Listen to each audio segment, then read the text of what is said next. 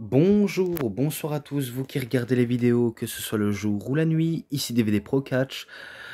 Oui, vu comment des fois j'ai des absences de retard de vidéo, ou soit parce que je ne motive pas pour faire des vidéos, ça, sachez que c'est entièrement normal et que des fois je décide de pas trop sortir de vidéos de la journée. Mais bon, vu comment je m'attaque sur un de DVD, ça pourrait le faire, mais en revanche, un coffret de 5 DVD que je vais m'y attaquer, là ça va être compliqué. Là c'est sûr, je serai pas toujours présent, hein, si vous voulez mon avis. Donc qu'un seul coffret de 5 DVD parce que l'autre, je le connais par cœur vu comment j'avais déjà reviewé. Et bon, je vous expliquerai dans une prochaine vidéo, je n'en dis pas plus. Et je montre le DVD, enfin pochette de DVD. Donc les Royal Rumble, oui, Royal Rumble de 1991 et de 1992, enfin 91, 92 si vous préférez. Et que là on voit tous les catcheurs, vraiment tous les catcheurs. Ouais. Avec des différents punchlines sur les jaquettes. Et là, la liste des matchs. Et avant que je poursuive, il faut que je ferme la porte pour éviter qu'on m'entende trop. Parce que des fois, vous entendez les discussions à travers les vidéos de l'autre côté de la pièce. Et que des fois, on m'appelle. Et du coup, ben, c'est pas très gai. Donc pour ça, pour m'assurer que j'espère qu'on va pas me déranger, ben, je vais couper un petit peu la vidéo et on reprenne. Donc à tout de suite. Oui, donc voilà, je reprends.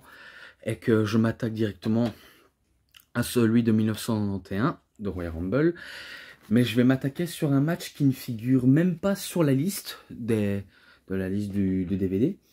Le match entre Jerry Sage, un des membres de Nasty Boys, contre Sam Houston. Un match certes que je n'ai pas vu, mais que c'est victoire de Jerry Sage, tout simplement. Et que ce match-là, je mets un 3. Et après, ben, l'ouverture du show, on ouvre avec la musique de la ligne nationale américaine. Et que après on poursuit avec un match par équipe, oui, justement, entre les Rockers, Shawn Michaels et Marty Jannetty, contre les Orient Express, donc Kato et Pat Tanaka, parce que avant je disais Tanaka tout court, mais on peut l'appeler soit Tanaka tout court ou Pat Tanaka. Mais on va dire ça en entier. Je me rappelle que ça commence directement sur le chapeau de roue, on s'en prend directement à Shawn Michaels et que ça s'arrête pas, ça s'enchaîne et j'en passe des trucs. Vraiment que des trucs et des trucs et des trucs. Et je me rappelle des tout petites interventions de Monsieur Fuji, notamment la fameuse coup de canne sur Shawn Michaels au niveau de la glotte. Et pas mal de prises qui s'est passé, que je peux pas trop en citer, si ce n'est que c'est victoire des Rockers, vu comment il est présent dans Heartbreak and Triumph de Shawn Michaels, que j'avais déjà cité, et que le chiffre que je vais vous aborder, parce que j'ai pris la liste et je me dis, oh là là, qu'est-ce que c'est loin, ça fait un an ça, un an et demi je crois, que j'ai plus dit auparavant, mais je suppose que maintenant je dis des chiffres de manière simple, honnêtement très simple, mais que maintenant, avant, bah, j'essayais de me mettre des nouveaux défis en disant d'autres chiffres qui se démarquent l'un ou l'autre, mais que on peut facilement faire à la moindre calcul. Donc, si vous voyez pas de quoi je parlais, bah, c'est un 2/3 quarts. Je lui avais mis un 2/3 quarts, et oui, c'est vraiment lointain tout ça, très lointain, mais victoire des Rockers quand même. Voilà quoi. Et ensuite, ben, un combat de Big Men, de Homme Fort contre Big Men, The Big Boss Man contre The Barbarian. Donc oui, beaucoup d'épreuves de force entre les deux catcheurs, quoi. Et qu'on peut dire, ben, moi je vois directement en victoire du Bossman, tout simplement.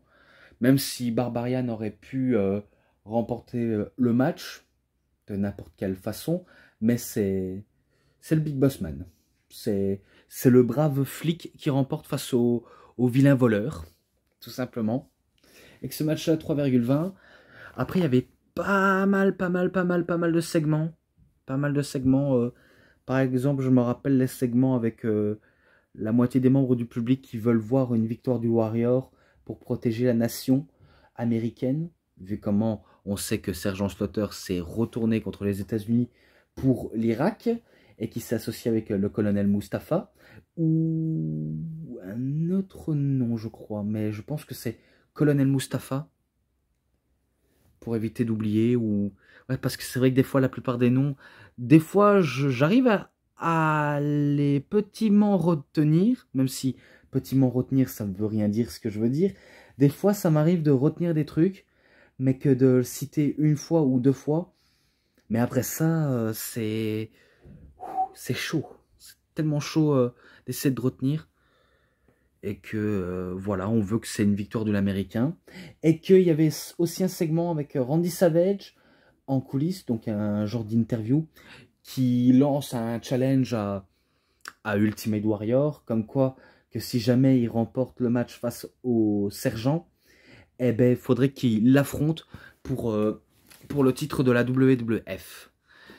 Un truc que veut et qui désire le Macho King, vu comment il se fait appeler le Macho King, et que c'est là où il envoie Charmaine au charbon faire l'interview avec Minji Okerland, et qui demande pour accepter le challenge de Randy Savage, et que du coup, ben, Warrior, il se pointe, mais il va quasiment pas dire un mot au micro, à part laisser Sensationnel Sherry Martel laisser dire des compliments qui ne lui atteignent vraiment pas, en disant qu'il est fort, qu'il est musclé, que c'est un guerrier, qu'il a des cheveux en crawl dignes d'un guerrier, la puissance pure à l'état pur, et qu'elle le supplie même à genoux, à tel point même aussi de lui embrasser, mais que le Warrior,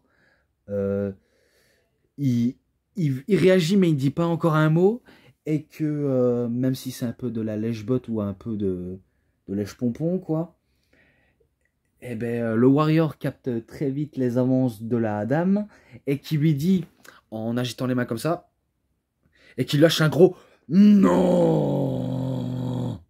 Voilà, et ça fait ravir au public, qui est content de voir leur héros américain de ne pas céder à la tentation, et qui y part en coulisses, mais que ça permet à Randy Savage de dégager du vestiaire parce qu'il n'est pas content de voir la proposition de Warrior être refusée. Il veut se pointer, mais c'est trop tard, il est déjà parti. Et que là, maintenant, on passe directement aux promos de Sergeant Slaughter et de Ultimate Warrior, à part que, voilà, Sergeant Slaughter fait une promo anti-américain, alors que Warrior, lui, fait un promo à sa façon, tout en protégeant les couleurs de son pays. Et que, quoi qu'il advienne, le titre restera toujours sur le sol américain, à la maison, justement. Et que c'est là où il décide d'affronter Sergeant Slaughter pour protéger sa patrie. On va dire ça, sa patrie. Et que... ça se lance directement dans le match, directos, même s'il y a eu tentative de double attaque, mais que le Warrior, il met tout le monde par terre, quoi. Il met tout le monde par terre, et que plus rien ne l'arrête, et que quand la machine à coups est lancée, plus rien ne peut l'arrêter, vraiment plus rien. Mais qu'après, il y a eu l'intervention de de Ren Charmaine et de Macho Man. Donc, il l'attaque dans le dos de l'arbitre, mais que je me rappelle d'un moment où le Warrior, il vend tellement bien les coups de ses adversaires qu'il traîne pour aller ramper vers le ring, même s'il a beaucoup trop abusé, et que ça permet à justement à Sergeant Slaughter d'y en profiter, de affaiblir le Warrior pour éviter que la machine à boule d'énergie se met en place. Vous voyez, comme les tremblements, quand il fait le Warrior, vous regardez la caméra, ça c'est quand il tremble. eh ben, il veut pas, il le maîtrise au sol, il le maîtrise complètement, que le Warrior, des fois, il cède à la tentation, mais quand il est dans son second souffle, dans son second souffle, pardonnez-moi, eh ben, plus rien ne peut l'arrêter, car il est lancé, il balance ses meilleurs coups de la corde à linge, même ses fameux coups de bélier, et tentative de développer portée, et qu'après, ben, Charmel, ben, elle veut en... Oh, Charmel, non, c'est pas Charmel, Sherry Martel, arrive encore une nouvelle fois, mais que cette fois-ci, le Warrior prend par les cheveux de Charmaine pour l'emmener sur le ring, et après lui faire son développé porté, et lui faire balancer sur Macho Man, mais que après, ben, Slaughter, ben, il en profite en attaquant par derrière, et en l'étranglant vers les cordes, mais que c'est là où Sherry et Macho Man, ben, ils travaillent à deux, et surtout le Macho, il va prendre ben, son sceptre et le frapper sur le crâne du Warrior, et ça permet à Sergent Slaughter de remporter le match en faisant juste le pin. Donc oui, un traquenard, et que on sait que Sergent Slaughter est devenu champion de la WWE grâce à ça, et que justement il va affronter Hulk Hogan, parce que je vois la couleur, même si on sait le nom du vainqueur du Royal Rumble, je suppose. Et quant au Warrior, eh ben, il va affronter Macho Man Randy Savage à WrestleMania 7 entre carrière contre carrière.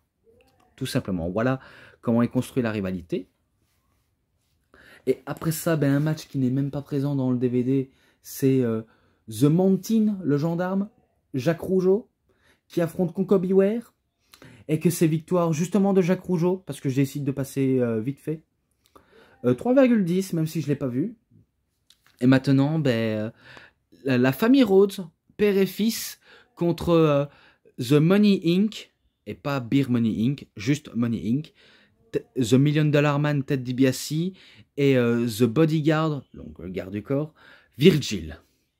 Qu'ils affrontent ben, les frères, enfin, père et fils Rhodes. Et que c'est étonnant de voir Dustin, Goldust, de voir à cette période-là, avec le côté natural, aux côtés de son père, The American Dream, le rêve américain. Et qu'il y a eu pas mal d'échanges entre les face et les heels, pas mal d'échanges.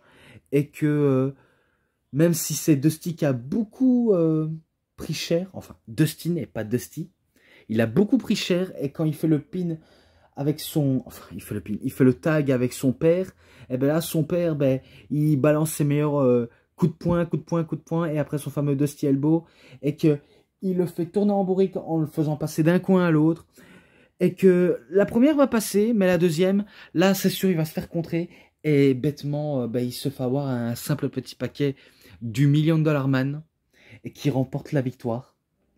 Donc oui, le match était un peu très court, et que à la fin, ben, Ted DiBiase prend le micro et ben, il fait une promo contre la foule en disant qu'ils ont battu leur rêve américain, et qu'il attend une chose, c'est que ben, Virgil se ramène sa pêche en lui donnant le titre Million Dollar Man, enfin la ceinture de $1 000 000, et qui lui met autour de la taille, mais sauf que Virgil ne le fait pas, vu comment il se sent utilisé, mais que Ted DiBiase insiste pour qu'il le fasse et qu'il obéisse. Donc au moment où il était prêt à le faire, eh ben, il l'envoie à terre avec un simple urinagi, je crois, et que c'est là où Virgil commence à devenir face, en un simple urinagi sur le Million Dollar Man, et que ça s'arrête ici.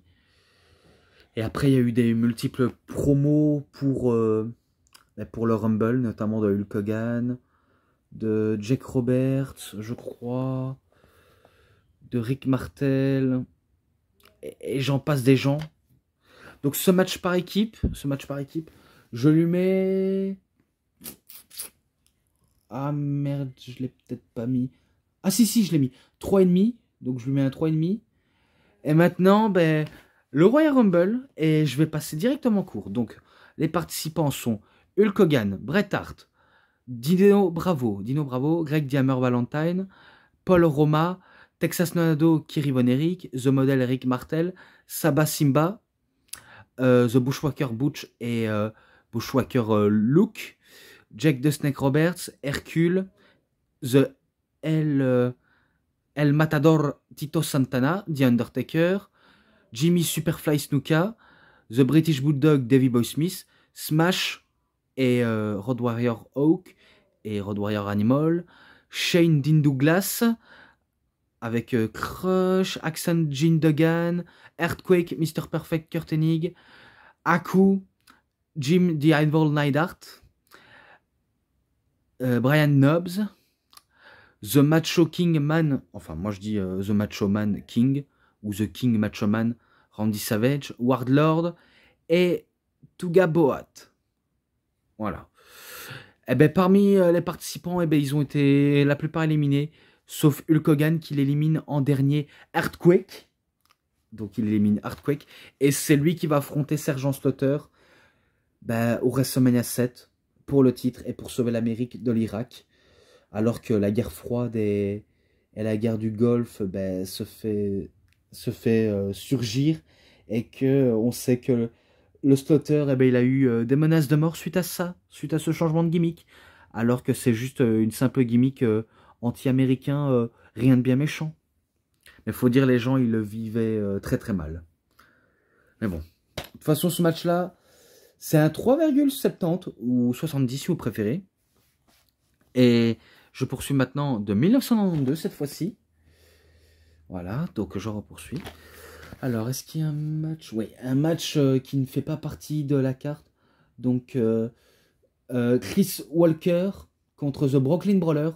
Alors, match qui a fini par disqualification. Et que c'est Chris Walker qui remporte le match. Parce que Brooklyn Brawler, il s'est fait disqualifier. Soit avec sa batte de baseball, je ne sais pas. Mais 3, je mets un 3. Et là, maintenant... encore un match par équipe, comme l'année dernière en 1991. Donc, The New Foundation, équipe composée de Jim the Evil Neidhart, ou l'enclume Neidhart, avec la Rocket, ou The Rocket Owen Hart, contre les Orient Express, Kato et Pat Tanaka. Voilà. Je sais pas si ce match-là, il est présent dans le DVD d'Owen Hart. Je ne sais pas. Vraiment aucune idée, mais peut-être qu'il est présent, mais que je n'ai pas, on va dire, fait attention. Mais on ne sait jamais. Bon, le match était sympa, avec beaucoup d'échanges entre les face et les heels, mais que on connaît le talent d'Owen Hart et surtout aussi de Jim Neidhart. Ils savent comment travailler à deux, vu comment les deux beaux-frères savent comment travailler à deux dans la fratricide des Hart, et que c'est la Rocket Owen Hart qui remporte le match tout simplement pour son équipe. Donc c'est un 3,5 ce match là. Ensuite match je crois que c'est pour le titre intercontinental, je crois, mais il n'est pas marqué. Peut-être mais The Mountain, donc Jacques Rougeau contre Roddy Piper. Voilà, tout simplement le match là.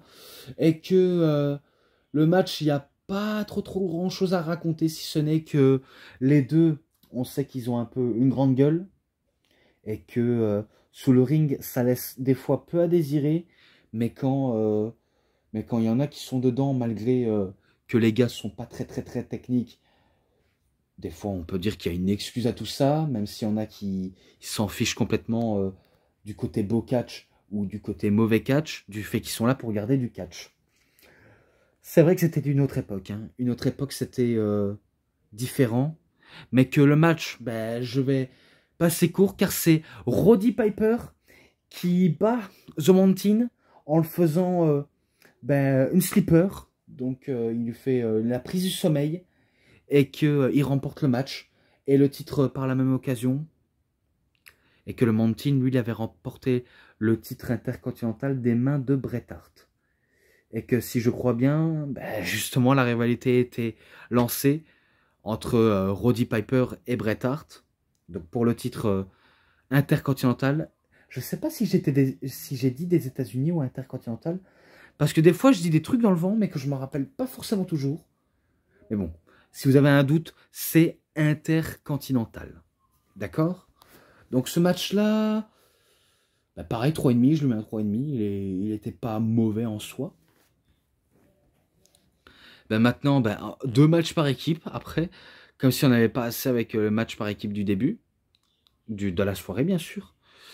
The Beverly Brothers contre The Bushwhackers. Donc The Beverly, il y en a un qui s'appelle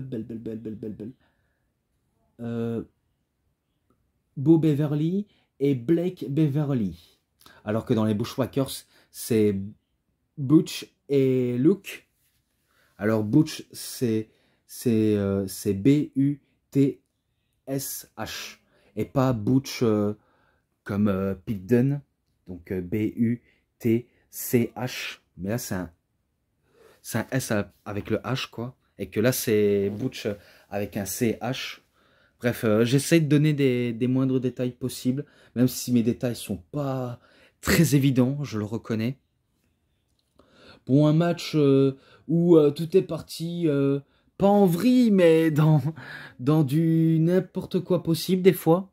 Surtout en connaissant les Bushwhackers. Et quand on connaît maintenant Christophe Ajus et Alain Ichters, enfin Ichtou, et qu'ils sont capables d'aller dans la plupart des vidéos de la ECW, ils sont capables d'aller jusqu'au bout, jusqu'au bout, jusqu'au bout. Les Butch avec nous. Ah, ouais, parce que des fois, j'arrête pas de regarder la cloche. Enfin, la cloche. Non, c'est pas la cloche, c'est le coffre à catch avec Christophe Ajus et Alain Ichterz sur la chaîne YouTube de l'univers d'Ajus. Même si des fois, je les trouve un peu cons sur les bords, mais drôles, des fois. Vraiment drôles. Et du coup, je manque pas une occasion de regarder leur review de la ECW. Et que voilà quoi. Donc c'est un peu de ça, d'où ça part le côté des Butch. Des Bushwhackers, bien sûr. Et que dans le match, il y a eu des contre-attaques, des contrefaçons. Et par contre, j'avais oublié de dire, dans la plupart des managers, bien sûr, dans les managers des Orient Express, c'est Monsieur Fuji. Mais dans Beverly's Brothers, c'est The Genius, Lenny Poffo, le regretté Lenny Poffo, le frère de Macho Man. Et que j'avais complètement oublié de le citer, lui. Mais que maintenant, je rattrape le retard avec des mois de retard, bien sûr. Bien sûr, bien sûr. Ouais, parce que c'est vrai que l'année 2023, ça a été marqué par des morts qui ont marqué la plupart des fédérations de catch. De toute façon, c'est vrai que la mort guette à chaque instant et que on peut rien y faire. C'est la vie qui est mal faite en soi.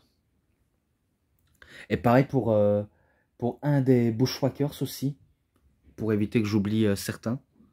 Mais bon, à l'époque, c'était pas mal, parce que je vais plus m'attarder sur l'époque-là que maintenant, parce que c'est vrai que notre époque à nous, c'est pas très très gay, et que l'époque-là, c'était vraiment gay, quoi. Et pas gay comme homosexuel, c'était génial, tout simplement. Parce qu'avant, on pouvait dire gay pour génialissime. Maintenant, ça se dit plus avec les verlans des jeunes qu'ils ont aujourd'hui. Donc c'est très compliqué. Bon, c'est victoire des Beverly Brothers, parce que je vais pas aller trop m'attarder dessus, tout simplement. Et pareil pour le match là qui va arriver, je vais pas trop m'attarder dessus. Et le Royal Rumble, tout simplement, parce que je décide d'aller plus vite.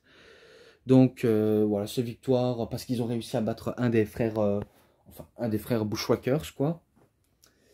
Et que c'était pas pour les titres, malheureusement, c'était pas pour les titres. De toute façon, ils n'étaient pas champions, les Bushwhackers, et même pas les Beverly Brothers. Mais ce match-là, c'est un 3,20, je crois. Ouais, 3,20. Voilà. Et maintenant, je passe. The Natural Disasters, équipe composée de The Earthquake et de Typhon contre les Bushwhackers Road Warriors. Attendez, parce que mon chien, il m'appelle en disant « C'est quand on y va, c'est quand on y va. » Ben oui, attends, mon petit toutou, on va y aller, mon gamin. Oui, je parle à mon chien, bien sûr, parce que j'aimerais bien le montrer, mais... Fais coucou, mon petit toutou. Oh oui, t'es fatigué, hein. Pourquoi? Tu veux que je t'emmène aux toilettes, c'est ça? Oui, tu vas aller faire pipi et caca après. Parce que oui, il est tard. Et des fois, je l'emmène à un tard, plus tard possible. Oh, qu'est-ce qu'il est mignon. Mais oui, mon petit toutou. Ça, c'est un beau toutou à papa, hein? Oh, mon petit filou. Oui, je sais, t'es content. Mais après, on y va, je te promets. Ah oui, t'es trop mignon. Mais voilà. Allez, à tantôt. À tantôt et on le fera aller aux toilettes, d'accord? Je t'emmènerai aux toilettes et après ça, ben, pause dodo parce qu'après, je dois me réveiller pour emmener ma sœur au car à l'école. Oui, donc un moment privilégié pour parler à mon chien. Voilà.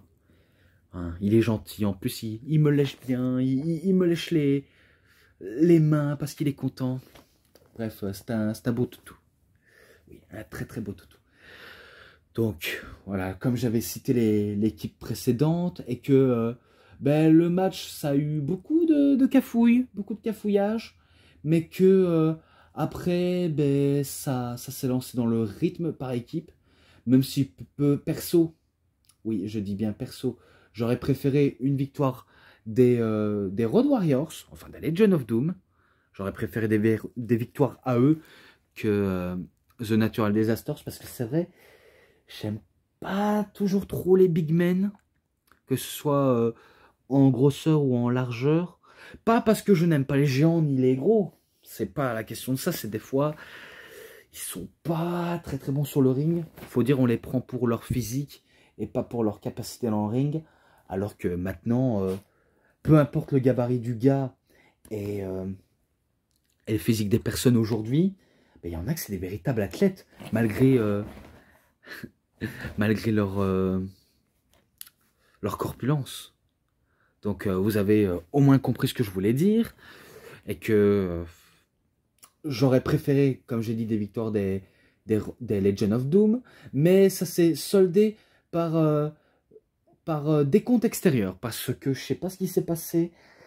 Un des Natural Disasters s'est occupé soit de Hawk ou Animal, et que l'homme légal, je ne savais pas c'était qui, est-ce que c'était Hawk ou Animal, je ne sais pas qui c'est, mais que il se fait compter jusqu'au compte de 10 par l'arbitre. Voyez, il se plaint. Mon chien, il se plaint. Il veut que je l'emmène aux toilettes, c'est ça? Oui, je sais, mais laisse-moi finir, d'accord? Je t'emmènerai aux toilettes dès que j'ai fini. Ok, mon gamin? Ok, mon petit toutou? Allez, sois gentil, il faut que tu m'écoutes, parce que des fois, j'ai pas que ça à faire et que je dois finir une review. Allez, s'il te plaît, mon gamin. Non? Oui. Dès que j'ai fini, je le ferai, d'accord, gamin? Ok, mon petit toutou, mon petit filou? Mais oui, je t'emmènerai pisser, quoi qu'il arrive. Donc, les Natural Disasters pensent avoir le dessus et avoir les titres, mais sauf que les Legion of Doom se vengent et ils les éjectent à l'extérieur du ring et que ils s'emparent leur ceinture par équipe. Voilà, c'était eux les champions, du fait que je ne me trompe pas. Après, il y a eu pas mal de promos, surtout de Hulk Hogan, de Shawn Michaels qui venait de trahir Marty Jannetty pour se lancer solo, Bret Hart, Jack the Snake Roberts, Greg the Hammer Valentine, Roddy Piper, Axam Jim Duggan, Jimmy Superfly Snuka, et j'en passe des personnes. Voilà, j'en passe des personnes. Donc, pour mieux citer, ben, je passe directement au Rumble, tout de suite. Et que le match là, je ne l'ai peut-être pas dit, mais c'est un 3,40, voilà. Donc, les participants de ce match, je me rappelle que le premier arrivé, c'était British Bulldog Davey Boy Smith, qui avait fait aussi une promo, et qu'il élimine... je sais pas qu'il élimine... peut-être